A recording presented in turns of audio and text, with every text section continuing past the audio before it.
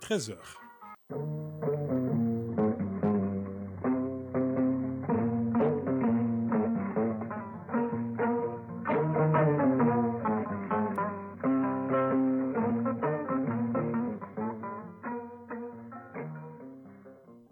Le journal, Ibrahima Traoré. 7h dimanche, mesdames, messieurs, nous sommes ensemble pour une trentaine de minutes d'infos en continu. Voici le sommaire. À la une de cette édition, troisième réunion mardi prochain à Lomé du groupe de suivi et de soutien à la transition au Mali, une forte délégation est déjà sur place. Elle est dirigée par le chef de la diplomatie malienne, Yaya Alou Traoré, est notre envoyée spéciale. Elle sera en ligne de la capitale togolaise pour nous expliquer les enjeux de cette réunion de Togo. Dans l'actualité internationale, nous irons au Tchad où le dialogue national patine. Nous ferons également le point de l'actualité en Libye, au Soudan, en République démocratique du Congo ou encore en Somalie. À suivre le journal des sports, ce sera avec vous, Famourou Djourté. Bonjour. Bonjour Ibrahima Traoré. Alors quel est le menu de cette actualité des sports ce dimanche? La page sport est dominée par les matchs retour du dernier tour des éliminatoires pour le CHAN 2023. Le Mali a obtenu hier son billet pour la phase finale. Il y aura également des nouvelles du tournoi UFOA, de la Supercoupe Colonel Assimi Goïta et du basketball. Rendez-vous à ne pas manquer avec Famourou Djourté dans une vingtaine de minutes. Sommes-nous en train de faire face à une nouvelle vague de Covid-19? Très probablement oui, si l'on se réfère au regain du taux de cas positifs ces derniers jours. Sujet de Focus Santé avec Baraki Sawatara. Rendez-vous en fin de journal. Voilà pour le sommaire. Mesdames, Messieurs, installez-vous confortablement tout de suite. Le journal. Le président de la transition du Burkina Faso était hier à Bamako pour une visite de quelques heures. Lieutenant-colonel Paul-Henri Sandaogo Damiba s'est longuement entretenu avec le chef de l'État, colonel Assimi Goïta, notamment sur la coopération bilatérale dans le domaine de la sécurité.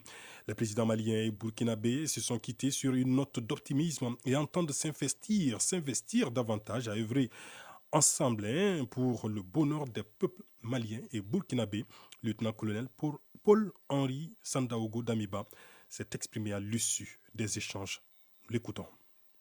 Nous avons effectué une visite d'amitié ce jour au Mali dans le cadre de la coopération qui existe entre le Burkina et le Mali.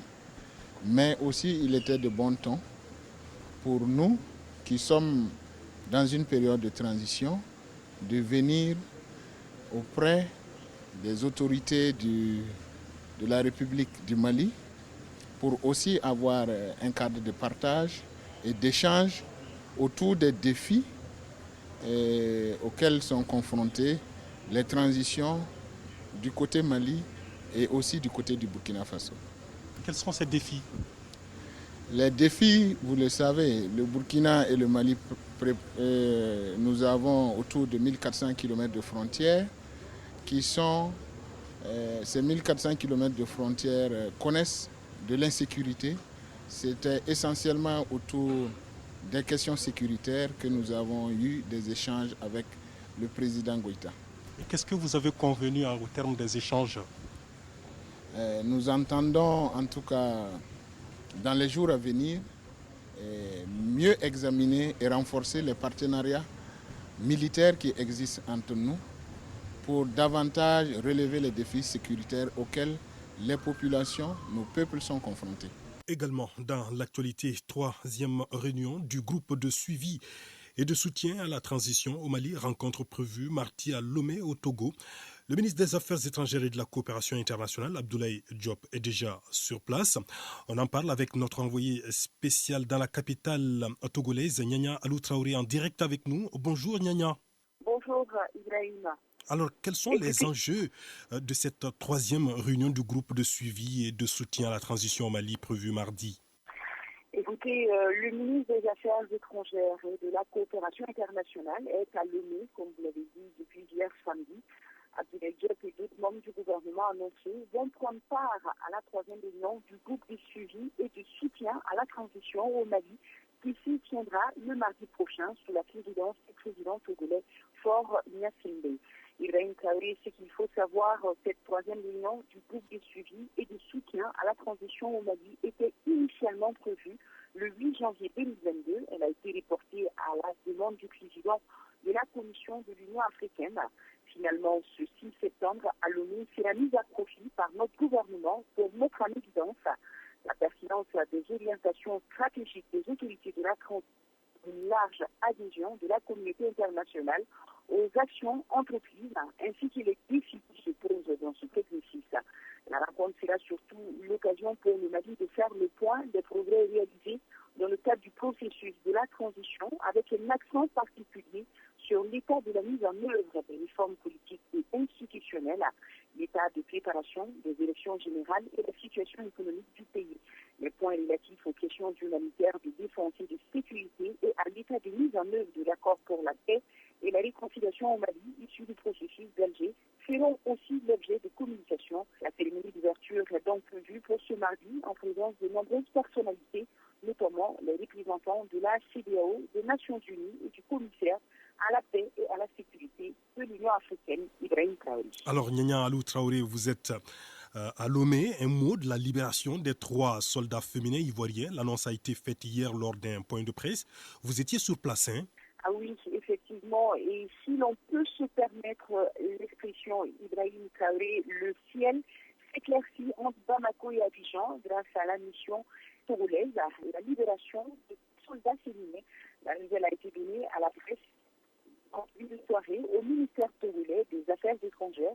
Le chef du département, Robert Dussé, avait à ses côtés son homologue du Mali et le directeur de cabinet du président de la République de Côte d'Ivoire, ainsi que le chef d'état-major général de l'armée ivoirienne. C'était au cours d'un point de presse. Le ministre Dussé s'est exprimé en premier. Il a salué le geste hautement humanitaire du président de la transition, le colonel Assimi Goïta. Il a aussi remercié le président de la Côte d'Ivoire, son Excellence M. Alassane Ouattara. L'annonce a été précédée de la déclaration lue par le ministre directeur de cabinet du président de la République de Côte d'Ivoire, Fidel Sarasoro, où la Côte d'Ivoire reconnaît ses responsabilités. Ibrahim Traoré, en guise de rappel, il faut noter que les 49 soldats ivoiriens déployés au Mali ont été interpellés le 10 juillet 2022 à l'aéroport international président Modibo Keïta Sénou au motif que leur arrivée sur le sol malien n'avait pas fait l'objet de notification ni d'autorisation préalable. Ibrahim Traoré. Merci beaucoup Nyanya Alou Traoré pour toutes ces précisions depuis Lomé, la capitale togolaise qui s'apprête donc à accueillir la 3e réunion du groupe de suivi et de soutien à la transition au Mali. Et nous restons à l'étranger, précisément au Tchad, où le dialogue national inclusif reprend demain lundi après quelques jours de suspension. Mais il reprendra sans l'Église catholique qui a décidé de suspendre sa participation pour ne pas, dit-elle, cautionner la mainmise d'un groupe sur le processus du dialogue. Les associations de défense des droits de l'homme menacent aussi de se retirer si le blocus autour du siège des transformateurs n'est pas levé d'ici lundi. On en parle avec vous, Bourama Traoré, en direct dans ce studio. Bonjour. Bonjour Ibrahim Traoré. Alors finalement, peut-on retenir du dialogue, que peut-on retenir du dialogue national dit inclusif au Tchad? Au dialogue national inclusif tchadien, le boycott semble être le concept le mieux partagé. Depuis le 20 août, au début officiel de ce dialogue, l'unité des filles et fils du pays est mise à rude épreuve. Après le retrait de certains partis politiques dont les transformateurs, l'Église catholique, vous l'avez dit, annonce la suspension de sa participation aux assises nationales. Dans une déclaration diffusée hier soir, l'Église qualifie ce dialogue d'une campagne électorale. Nous suspendons notre participation aux séances pour ne pas cautionner la mainmise d'un groupe sur le processus de dialogue, selon l'évêque Wenge Bani. À la suite de l'Église catholique, les associations de défense des droits de l'homme lancent un ultimatum. Si l'armée ne lève pas son siège autour des locaux du Parti des transformateurs, elle menace de ne pas être présente à la reprise du dialogue prévu demain lundi. Effectivement, depuis jeudi, plusieurs militants de cette formation politique sont encerclés par les forces de l'ordre. Djibril Bassolé, facilitateur pour le compte du Qatar, est la seule personne à accéder au siège des transformateurs depuis le blocus. Samedi soir, l'ancien chef de la diplomatie burkinabé a échangé avec le leader du parti, Succès Masra, pour qui la levée du blocus et la libération de ses militants restent les préalables avant toute discussion. Presque au même moment, le président du conseil militaire de la transition, Mohamed Idriss Déby Itno, recevait à dîner les membres des mouvements politico-militaires signataires des accords de paix de Doha. Contre ceux qui boycottent le dialogue, il a eu des mots très durs. Je cite: toucher des miettes pour monter au balcon de l'illusion et de la division, c'est un choix, mais aller dans la salle où se tient le rendez-vous de l'histoire et participer avec l'ensemble des représentants de la nation à tracer les sillons du Tchad de demain, c'est encore mieux et patriotique. Fin de citation. Cette déclaration du chef de l'État tchadien est un signe que le bras de fer entre les autorités actuelles et une partie de l'opposition risque de continuer longtemps. Ibrahima Traoré. Merci beaucoup, Bourama Traoré, pour toutes ces explications. Non loin de la Libye, qui dispose enfin d'un nouvel envoyé spécial de l'ONU plus de 10 mois après la démission du Slovaque. Antonio Guterres vient de nommer le diplomate sénégalais Abdoulaye Bathily. Mohamed Sangaré, bonjour. Bonjour Ibrahim Traoré. Donc c'est un Africain qui dirige désormais ce poste, cela après des jours de discussion au sein de l'institution internationale. Oui, c'est le Sénégalais Abdoulaye Bathily qui remplace le Slovaque Jean Kubis ayant démissionné depuis plus de 10 mois. Éminent diplomate et panafricaniste engagé, le professeur Bathily a à son actif des contributions remarquables à des œuvres de paix à travers des efforts méritoires de promotion de solutions pacifiques négociées à des situations conflictuelles complexes. Âgé de 75 ans, Abdoulaye Bathily devient ainsi le 8e envoyé spécial des Nations Unies pour la Libye. C'est le premier Africain à occuper ce poste après la chute de Mohamed Kadhafi en 2011. Il était pressenti à ce poste depuis début août. Une première tentative de nomination à ce mandat avait capoté le 15 août dernier, malgré l'aval de tous les membres du Conseil de sécurité de l'ONU. Cette première avait alors buté sur une opposition du gouvernement de Tripoli qui ne voulait pas en entendre parler. Selon le gouvernement basé à Tripoli, l'ancien homme politique sénégalais ne disposait pas assez d'expérience pour accomplir une telle mission. La nomination du Sénégalais Abdoulaye Bathily à ce poste a été saluée par les pays africains, dont l'Algérie, qui a exprimé sa volonté de coopérer étroitement avec lui pour mener à bien la noble mission qui lui est confiée, une mission d'organiser un dialogue entre les gouvernements libyens et rivaux avec comme objectif ultime d'organiser les élections consensuelles. Ibrahim. Merci beaucoup, Mohamed Sangaré. Le Soudan dans l'actualité avec de nouveaux affrontements qui font 18 morts et 23 blessés entre les tribus Barta et Aoussa dans la région du sud-est. Après des combats au mois de juillet, une trêve avait été conclue entre les deux parties. Alors Lassina Keita, quelle est la raison principale de ces affrontements au Soudan? Ibrahim Traoré. La principale raison de ce conflit lié à l'accès à la terre dans un pays où l'agriculture et l'élevage représentent 43% des emplois et 30% du PIB. Les Haoussa pensent être injustement traités au profit des Barta, de quoi replonger le Soudan dans des affrontements tribaux opposant les deux tribus dans le sud-est du pays. Une région qui fait frontière avec l'Éthiopie. 18 morts et 23 blessés, c'est le bilan de ces affrontements. C'est la Commission des affaires humanitaires qui donne l'information à travers un communiqué. La terreur s'installe donc et provoque le déplacement des milliers de personnes vers les villages voisins. Pour rappel, l'État du Nil bleu avait enregistré au mois de juillet des affrontements qui avaient fait 105 morts et 31 000 déplacés, dont beaucoup se trouvent encore dans des camps de fortune ou dans des écoles. Un cessez-le-feu avait été conclu fin juillet entre les deux parties qui promettaient alors de négocier pour parvenir à une paix durable. En République démocratique du Congo, le syndicat national des médecins est en grève depuis des mois. Cette semaine, les médecins ont décidé de durcir leur mouvement en lançant l'opération Hôpitaux sans médecins. Ils réclament de meilleures conditions de travail, mais surtout le respect des engagements pris par le gouvernement pour augmenter leur salaire. L'entreprise pharmaceutique sud-africaine Aspen, qui avait reconnu en mai dernier avoir du mal à vendre ses vaccins contre le Covid-19 et pensait changer d'orientation, vient d'annoncer la production prochaine de vaccins de routine. Ceci grâce à la signature d'un accord avec le groupe Serum Institute of India, l'un des plus grands producteurs de vaccins mondial, n'est-ce pas, Koumba Sissé? Produire des vaccins pour l'Afrique et à un prix compétitif afin de répondre à la demande des États et des institutions comme Gavi, l'Alliance mondiale pour les vaccins et l'UNICEF, voilà le sens de cette signature d'accord pour la production des vaccins de routine pour le continent entre l'entreprise pharmaceutique sud-africaine Aspen et le groupe Serum Institute of India, l'un des plus grands producteurs de vaccins mondiaux. Pour une durée de 10 ans, la production de ces vaccins de routine sera assurée par l'usine de Port Elizabeth. Cet accord conclu comprend des transferts de savoir-faire ainsi que l'autorisation de commercialisation et de distribution de ces vaccins.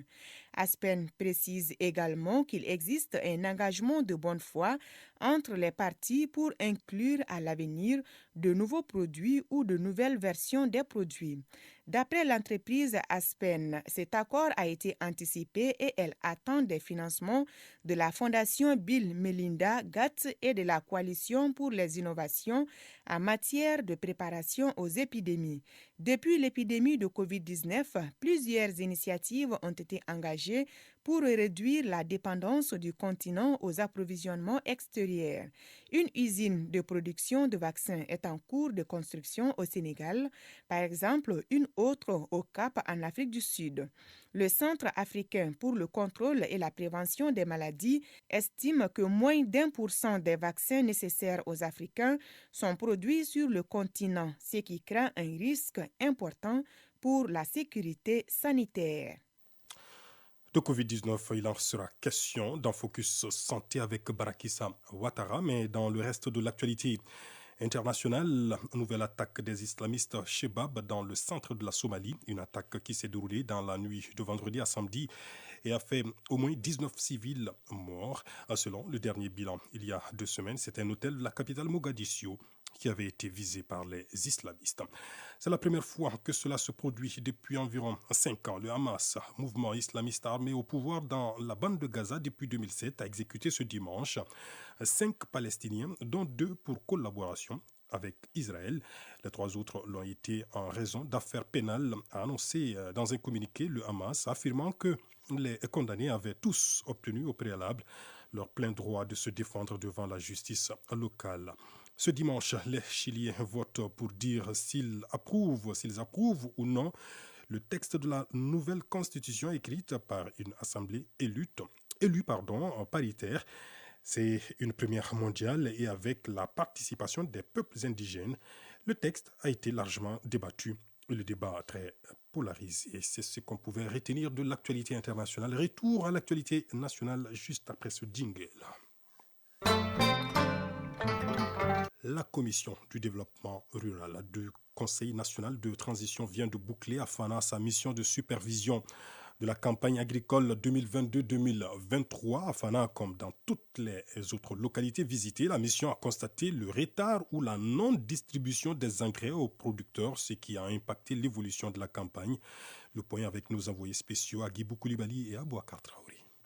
La CMDT de Fana est la dernière étape de la visite de supervision de la commission en charge du développement rural du Conseil national de transition. Dans la filière centre, les hôtes du jour ont écouté avec attention l'administrateur général de la CMDT qui a fait la rétrospective de la distribution des engrais et l'évolution de la campagne agricole 2022-2023. Avec la production de coton-graines, cette année, la filiale a fait une production record avec un très bon rendement. Cette performance est due à l'utilisation massive des engrais d'amendement par les producteurs et largement subventionnés par l'État. Aussi, l'autosuffisance a été atteinte selon les normes de la FAO, mais les mouches blanches, dites en posca, ont aussi fait leur apparition dans les champs qui ont retardé l'évolution des plants de coton. Yacouba Doumbia représentant des organisations paysannes.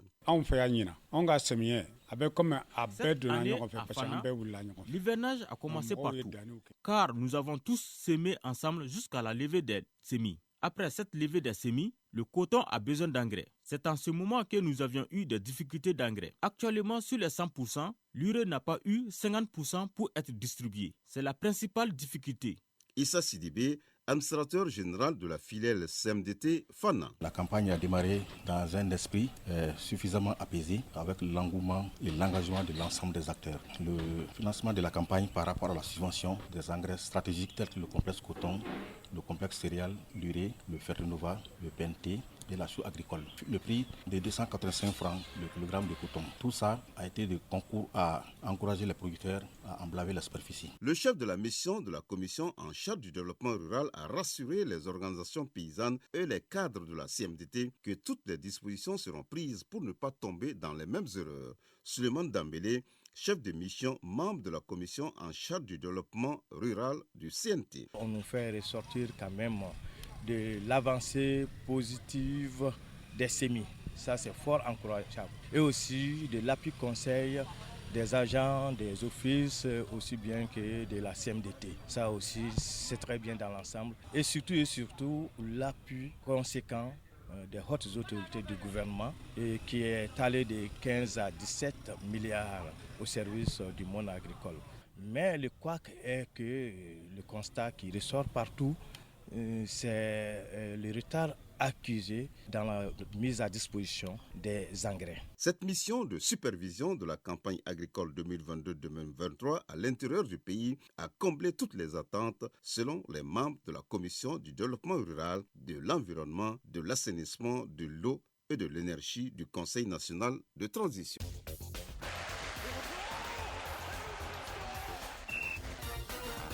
Le journal des sports, il est bien installé dans ce studio. Fambourou Djourté, rebonjour. Bonjour Ibrahima Traoré. Alors football, le Mali sera bien en Algérie en 2023 pour la 7e édition du CHAN. Et oui, ce sera la 5e participation du Mali au championnat d'Afrique des Nations en cette édition. Au compte du dernier tour qualificatif, l'équipe A' du Mali était opposée à celle de la Sierra Leone. À l'aller, l'entraîneur Noundiané et ses joueurs sont allés l'emporter 2-1 à Monrovia au Libéria. Au compte du match retour, joué hier au stade du 26 mars, les Aigles locaux se sont imposés 2-0 et empochent leur billet pour le CHAN 2023 en Algérie. À titre de rappel, le Mali, lors de ses 4 précédentes participations, s'est hissé en finale à 2 reprises et a perdu les 2 finales en 2016 face à la République démocratique du Congo et en 2020 contre le Maroc. Le CHAN est prévu du 8 au 31 janvier 2023 en Algérie. Alors le tableau final des qualifiés pour le CHAN 2023 en Algérie se précise. Elles sont désormais 12 sélections à avoir validé leur ticket. Oui, ce samedi, 5 pays ont validé leur qualification pour la compétition qui aura lieu en Algérie. Le Nigeria a composté son billet en renversant le Togo 3-1 à Niamey après avoir perdu le match aller 1-0. Outre le Nigeria, il y a l'Ouganda qui a disposé de la Tanzanie. L'Éthiopie est allée éliminer le Rwanda. Le Ghana a écarté le Nigeria à la séance des tirs au but et le Mali a barré la route à la Sierra Leone. Les 12 premiers pays qualifiés sont donc l'Algérie, pays hôte, le Mali, l'Éthiopie, le Niger, l'Ouganda, le Sénégal, la Mauritanie, Madagascar, le Soudan, la Libye, le Ghana, le Maroc, double tenant du titre. Et c'est ce dimanche que seront connus les derniers qualifiés pour le CHAN 2023. Oui, 6 rencontres sont au programme. La République démocratique du Congo part en ballottage favorable avant ce barrage retour. En revanche, le Congo, le Cameroun ou encore la Côte d'Ivoire sont en danger. Les regards seront notamment tournés vers le Cameroun où les Lions indomptables jouent gros. Battu à l'aller par la Guinée équatoriale 1-0, le Cameroun n'a d'autre choix que de l'emporter devant son public. Le Congo va aussi devoir batailler pour renverser la vapeur, battu par la Centrafrique à l'aller 2-1. Les Diables Rouges doivent non seulement l'emporter, mais aussi soigner leur différence de but. Déplacement périlleux également pour la Côte d'Ivoire après leur match nul à l'aller face au Burkina Faso 0-0. Les éléphants vont devoir résister aux étalons dans une rencontre délocalisée au Maroc. De son côté, la République démocratique du Congo va tenter de décrocher sa qualification pour le CHAN 2023 en terminant le travail à domicile. Vainqueur non sans mal du Tchad à l'aller 2-1. Les Léopards partent avec les faveurs des pronostics mais devront éviter tout excès de confiance. Avec ses 2 buts d'avance, l'Afrique du Sud peut elle, voir venir au moment de recevoir l'Angola. Et ce sera en revanche indécis entre le Malawi et le Mozambique qui se retrouvent après un match aller de haute volée qui s'est soldé sans vainqueur, un but partout. Du côté de la Mauritanie, les Aiglons ont gagné des euros face à la Guinée-Bissau. C'est au compte de la deuxième journée des matchs de groupe du tournoi IFOA Zone A. Oui, une victoire synonyme de qualification des Aiglons du Mali pour les demi-finales du tournoi IFOA Zone A Mauritanie 2022. Les jeunes du sélectionneur Demba Mamadou Traoré avaient gagné par 3-0 lors de leur première sortie dans le tournoi. Dans le dit tournoi, c'était face à la Sierra Leone. Le Mali a confirmé sa belle performance du premier match en battant hier samedi la Guinée-Bissau 2-0. Du coup, le Mali occupe toujours la première place du groupe A avec 6 points plus 5 devant la Mauritanie 6 points plus 3. Les Aiglons du Mali jouent dès ce lundi contre la Mauritanie au compte de la troisième et dernière journée dans le groupe A. Un match nul suffira au bonheur de l'équipe du Mali de terminer à la tête du groupe et ainsi affronter le deuxième du groupe B. Je rappelle que le tournoi IFOA A est aussi qualificatif pour la CAN des moins de 20 ans qui aura lieu en Égypte. Les 2 billets de la zone ouest A seront octroyés aux 2 finalistes du tournoi IFOA A. Supercoupe Colonel Assimi Goïta, la 4e journée des matchs de groupe démarre ce dimanche. À 16h, l'équipe de Kaye avec un petit point après 3 journées joue contre celle de la présidence qui compte 4 points. Juste après cette rencontre, Ségou et Bamako en découdront. Bamako est deuxième du groupe A avec 5 points, devant Ségou 4 points et derrière Koulikoro 7 points. La 4e journée se poursuivra jusqu'au 11 septembre. Basketball pour boucler cette actualité des sports. Après les 2 premières phases du championnat national de première division, place désormais au play-off qui commence lundi. Oui, les affiches en dames, Djoliba AC AS Police lundi à 17h et AS Mandé Stade Malais de Bamako chez les messieurs à 19h. Sur le tableau féminin, les Rouges de Bamako ont obtenu leur ticket après 3 succès en autant de journées alors que les policières ont barré le chemin des play-offs aux dames du Stade Malien de Bamako en s'imposant 63-52 dans le match décisif joué mercredi 31 août dans la salle Salamatou Maïga du Palais des Sports. Chez les messieurs, les Mandinka vainqueurs de leurs 2 premiers matchs et malgré la défaite 73-58 mercredi contre l'AS Hiral accompagnent le stade malien tombeur de Atar Club de Kidal 83-44.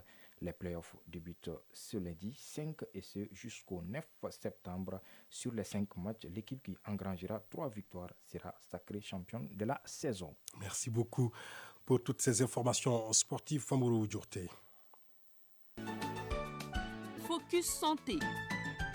Sommes-nous en train de faire face à une nouvelle vague de Covid-19? Très probablement oui, si l'on se réfère au regain du taux de cas positifs ces derniers jours, si l'abandon des gestes barrières y est pour quelque chose. Les conditions climatiques s'y prêtent également. En ce moment, la température est très favorable à la contamination de la maladie. Ce sont des explications données par des spécialistes que Baraki Sawatara a approchés pour Focus Santé suivant. Toutes les conditions sont réunies actuellement pour son retour. Température en baisse et relâchement des mesures barrières, le Covid-19 revient au galop comme on pouvait s'y attendre. Le nombre de cas est passé de 1 à 4 le mois dernier à plus de 50 par jour cette semaine. Dr Ibrahima Guindo, responsable du département laboratoire et recherche biomédicale à l'INSI. Covid n'avait pas du tout disparu. Le nombre de cas a baissé, mais on avait toujours des cas résiduels dans la communauté qui circulaient. Donc c'est pour cela quand on faisait des tests, on rendait dans les communications qu'il y avait quelques cas, 1, 2, 3, souvent 5, et ce qui a persisté pendant longtemps. C'est un virus et dès que les conditions deviennent favorables, la propagation peut être rapide, surtout que c'est un virus qui a une transmission respiratoire. Et donc, c'est plus facile pour ce virus-là de se transmettre. Dr Abdoulaye Mamadou Traoré, infectiologue à la faculté de médecine de Bamako. Nous savons que c'est une maladie où la transmission est potentialisée par la fraîcheur. Et c'est ce que nous constatons actuellement. Il y a une vague de pluie qui fait qu'il y a de la fraîcheur. Et donc, c'est des conditions qui sont assez propices pour la propagation de SARS-CoV-2 dans la communauté. Mais tout compte fait, quel qu'en soit le moment ou l'influence climatique par rapport à la transmission, c'est surtout le relâchement des mesures barrières que nous avons constaté depuis un certain temps. Plus de 6 mois après la dernière vague, cette flambée du taux de contamination peut donc s'expliquer par une diminution de l'immunité avec le temps. Dr Ibrahima Guindo est responsable du département laboratoire et recherche biomédicale à l'INSP. La protection que la population avait développée face à l'exposition au virus diminue dans le temps. Alors on se pose la question, est-ce qu'on est encore protégé pour faire face à ce virus-là? Et donc si cette protection, il s'avère qu'elle a baissé, c'est normal que le virus puisse reprendre encore du terrain. Donc c'est comme si elle revient encore coloniser la population. Dr Abdoulaye Mamadou Traoré, infectiologue à la faculté de médecine de Bamako. Il faut aussi se rappeler que lorsqu'on est vacciné et à partir de 6 mois, l'immunité vaccinale aussi baisse. Donc il faudra certainement aller à des rappels de doses de vaccins chez ces personnes les plus vulnérables. Parce que le nombre de cas incidents, c'est indicatif, mais lorsque l'épidémie arrive à toucher les personnes les plus vulnérables, et c'est en ce moment qu'il y a une certaine tension au niveau des structures hospitalières. Même si les chiffres grimpent chaque jour qui passe, aucune complication n'est constatée pour le moment. Néanmoins, les services de santé restent vigilants et appellent surtout au respect des mesures initialement édictées. Dr Abdoulaye Mamadou Traoré, infectiologue à la faculté de médecine de Bamako. Il y a une équipe déjà qui travaille sur Covid-19 depuis le début de l'épidémie. Donc il y a une certaine expérience dans la prise en charge. Donc nous restons toujours disponibles pour faire face à cette situation. Donc à chaque moment qu'il y a des cas graves qui arrivent, ils seront pris en charge directement au niveau du sang. Dr Ibrahima Guindo est responsable du département laboratoire et recherche biomédicale à l'INSP. Quand il y a une flambée, nous devons faire extrêmement attention. Ce sont des souches qui émergent. Et quand ces souches émergent, il y a encore des inconnus. Les inconnus, c'est quoi? Quel type de souche émerge-t-il? Nous ne savons pas exactement. Est-ce que c'est une souche ancienne qui circulait, qui continue à circuler? Est-ce qu'il y a eu des mutations, c'est un nouveau variant qui circule? Ou bien c'est un variant connu qui est en train de circuler, ce n'est pas connu. Le Covid-19 revient aussi avec de nouvelles versions qui laissent les autorités sanitaires perplexes. Ces nouveaux variants sont-ils plus contagieux? Répondent-ils bien à la vaccination? Des questions qui font désormais l'objet de recherches. En attendant, chacun doit prendre ses précautions devant cet avenir incertain qui invite surtout à ne pas baisser la garde. Focus Santé. Une signature de Barakissa Ouattara est retrouvée, Fousseini Tounkara, dans quelques instants dans Rétro 7, la rétrospective de l'actualité de la semaine. Grand merci à Bourama Traoré qui assure la coordination éditoriale de ce 13h dimanche avec à la réalisation la Siena Keita. La mise en onde est assurée par Absé Traoré à 19h30, la grande édition du soir. D'ici là, passez d'excellents moments de radio à notre compagnie. Au revoir.